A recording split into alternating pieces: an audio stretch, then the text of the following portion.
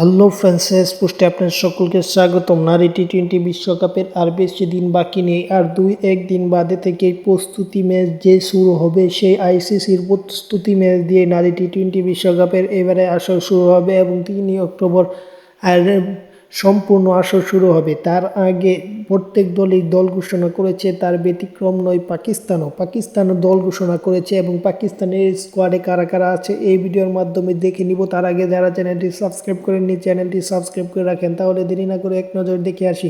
পাকিস্তানের বিশ্বকাপ স্কোয়াডে আছে ফাতিমা সানা অধিনায়ক, আছে ওলিয়া রিয়াজ, আছে ডায়ানা বেগ, আছে গুল ফিরোয়াজ, আছে ইমান জাবেদ, আছে মুবিনা আলী উইকেট রক্ষক, আছে নাসরা শুদ্ধ, আছে নিদা দার, আছে উমাইমা, আছে সাফাদ সামাস, আছে সাদিয়া ইকবাল।